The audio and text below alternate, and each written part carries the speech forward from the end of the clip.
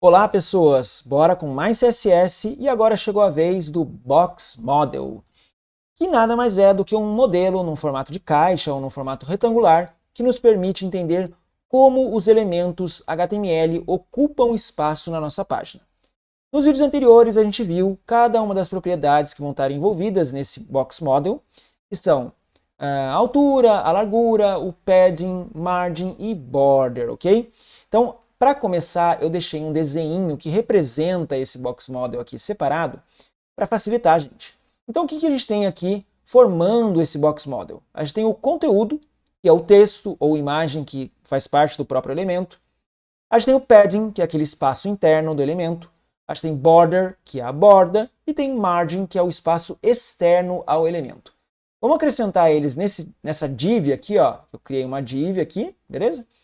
A gente acrescentar essas propriedades e ver como é que funciona e como isso afeta nas dimensões do elemento.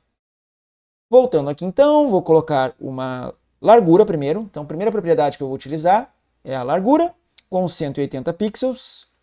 Vou atualizar aqui no navegador e a gente vai ver que a gente limitou essa largura em 180 pixels. Belezinha, como esperado. Próxima propriedade que eu vou utilizar é o padding, que é o preenchimento, é aquele espaço interno do elemento. Vou colocar com 5 pixels. Salvar aqui. Atualizar. Beleza, então eu tenho 5 pixels de padding em toda a parte interna do elemento. Depois eu vou acrescentar uma borda, também com 5 pixels. Vou colocar ela sólida. E vou colocar ela em verde. Atualizar no navegador e a gente vê que acrescentou a borda. Vão percebendo que o tamanho do elemento como um todo está ocupando mais espaço, está aumentando a largura, está aumentando a altura. Adicionando mais uma propriedade, margin, vou colocar com 5 pixels também, e belezinha. Atualizar aqui, e a gente vê que um espaço foi criado aqui do lado esquerdo, e a mesma coisa ao redor aqui, tá? Na parte superior, no lado direito, embaixo, também foi acrescentado. E a mesma coisa vai valer para a altura. Deixa eu acrescentar aqui a altura também, que eu acabei pulando ela, mas não interfere em nada. Vamos colocar aqui nessa ordem. Atualizar aqui. E a gente tem aqui uma altura de 120 pixels. Observe que ficou um pouquinho maior, porque antes ele estava com uma altura necessária para caber o texto, que é esse comportamento padrão, né? Uma div ela se dimensiona pelo conteúdo, a não ser que a gente determine explicitamente a sua largura e altura.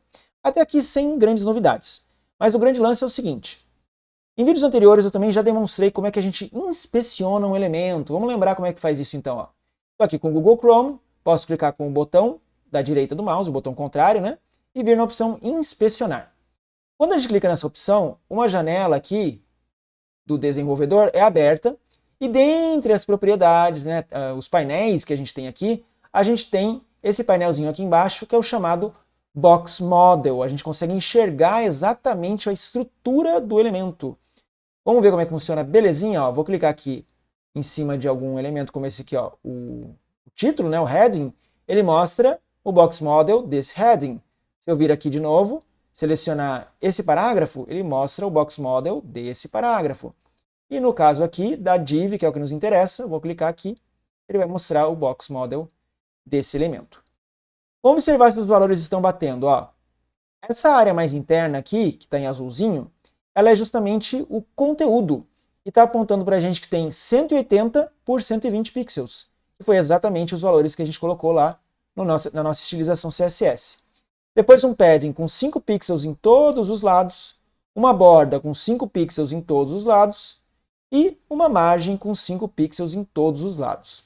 Só que é o seguinte, se você vier aqui com o seletor, né, para você clicar, ó, vou clicar aqui de novo, né, para inspecionar, vou parar com o mouse em cima, a gente vê aqui logo abaixo, ó, logo, eu não vou conseguir clicar, né, porque se eu mover o mouse ele sai daqui, né, ó, vou vir aqui, cliquei, ele some, tá vendo, ó, então eu tenho que parar com o mouse aqui em cima, tá escrito div, aí tem 200 por 140, vamos ver como é que funciona essa conta, vamos ver aqui, ó, eu tenho 180 pixels de largura. Então vamos colocar lá no nosso arquivo de novo. E fica mais fácil da gente anotar aqui, né? Puxar para cá. Então vou colocar assim, ó.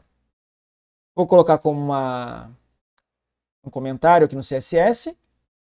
Largura total é igual a 180, que é a nossa largura, né, a propriedade width, a largura, mais o padding esquerdo e direito, então eu tenho 5 de um lado, mais 5 do outro, então mais 5, mais 5. E depois eu tenho mais a borda, que é 5 de um lado e 5 do outro, mais 5 e mais 5. Vamos ver quanto é que está dando? Ó. 180 mais 5 e 5, que são 10, dá 190, mais 10 dá 200. Exatamente o valor que a gente tinha visto aqui, parando sobre o elemento. Então tá aqui, ó, 200 pixels de largura. Isso é importantíssimo. Aí você vai observar o seguinte, peraí, mas ele não contou com a margem. E realmente, ele não conta com a margem. E eu já deixei aqui uma colinha pra gente, ó, dizendo que a largura total é justamente o resultado das propriedades width, mais o padding do lado esquerdo, mais o padding do lado direito, mais a border do lado esquerdo e a border do lado direito. Então, a margem, a propriedade margin, ela não é somada no tamanho do elemento, nem na largura, nem na altura. Então, vamos ver aqui para a altura. É a mesma coisa, ó. Height, padding superior, padding inferior, border superior e border inferior. Eu também deixei anotado aqui para nos facilitar. Deixa eu só ajeitar aqui a posição da janela, porque a minha cabeça está na frente. E assim dá para ler, ó. Então, voltando. A margem afeta o espaço, mas não faz parte do tamanho do elemento. Então, se eu for aumentando essa margem, ele vai empurrando os outros elementos. Vamos fazer um teste aqui, ó. Vou colocar com 50 pixels de margem. Vou atualizar. E olha, ele empurra todo mundo que está ao redor. Então, lógico que ele ocupa espaço, é lógico que ele interfere no dimensionamento dos elementos, mas ele não faz parte do tamanho do elemento. Então, se eu voltar aqui mais uma vez, vamos inspecionar aqui, ó, e a gente pode ver de novo que, apesar de eu ter acrescentado aquela margem de 50 pixels, não está interferindo no somatório da largura, que são aqueles dois numerinhos que aparecem bem aqui, ó, 200 por 140. E a mesma coisa, então, é para a altura. Se a gente ver aqui, ó, 120 mais 10, né, que é o 5 e 5, vai dar justamente o 140. E eu vou anotar aqui também, para a nossa colinha, vou colocar aqui, ó, como altura total é igual aos 120 mais 5, 5, 5, 5, né, que vai dar os 140. E aqui, os 200. Espero que eu não tenha feito errado. Acho que é isso mesmo. Vamos conferir, ó. Vou vir aqui de novo. Então tá aqui, ó, 200 por 140. É isso, tá? Existem outras propriedades que a gente vai estar vendo na sequência, na verdade mais uma, né? Que interfere também nesse espaço que o elemento ocupa, e aí eu vou estar comentando como ele se relaciona com o Box Model. Mas essas propriedades que a gente trabalhou até agora, justamente, largura, altura, preenchimento, borda e margem, são essenciais você dominar para conseguir posicionar os seus elementos, tá? Então, vou voltar aqui de novo, para não ficar com a minha cabeça na frente. Vou puxar aqui mais um pouquinho, só para finalizar o vídeo bonitinho. Ah, porque tá com o pad, a margem aqui gigantesca, né? Esqueci disso. Vamos atualizar aqui, ó. Então, beleza, está aqui. Qualquer dúvida, sugestão, deixa nos comentários. Como eu sempre falo, pratiquem no computador de vocês. Então, vocês têm que codificar, têm que escrever o código, testar. Só ficar assistindo o vídeo, fica muito difícil você observar. Você absorver.